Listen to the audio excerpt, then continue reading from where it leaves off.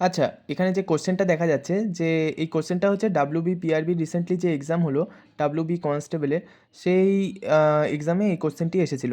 কোশ্চেনটাতে বলা রয়েছে নিচের কোন পরিপাককারী এনজাইম মানুষের লালারসে উপস্থিত থাকে। তো এখানে যে চারটে অপশান দেওয়া রয়েছে, অপশান বি আর অপশান সি অবশ্যই কনফিউজিং, কিন্তু আমি বলবো যে কনফিউজড হওয়ার কিছু নেই এখানে, কারণ এখানে যেহেতু অ্যামাইলেজ বলে দিয়েছে, অ্যামাইলেজটা এখানে কিন্তু নির্দিষ্ট করে বলা নেই যে এটা স্যালাইভারি অ্যামাইলেজ।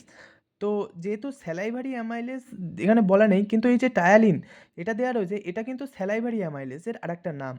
তো অ্যামাইলেজ আমাদের শরীরে দুটো জায়গা থেকে ক্ষরণ হয়, একটা স্যালাইভা থেকে অর্থাৎ লালা গ্রন্থি, ওখানে লালারস থেকে, আর একটা কিন্তু আমাদের প্যানক্রিয়াস অর্থাৎ অগ্নাশয় থেকেও ক্ষরণ হয়। তো যেহেতু এখানে অ্যামাইলেজ বলে দিয়ে এখানটায় কিন্তু কনফিউজ করে দিয়েছে যে এটা কোন অ্যামাইলেজ, সেটা কিন্তু বোঝা যাচ্ছে না। তো যেহেতু এখানে টায়ালিন অপশানে আছে, তো টায়ালিনটাই সঠিক অ্যান্সার হওয়া উচিত।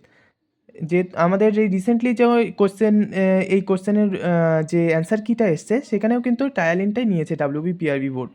তো সেক্ষেত্রে আমি বলবো টায়ালিনটাই সঠিক উত্তর হওয়া উচিত, আমারও এটাই ধারণা।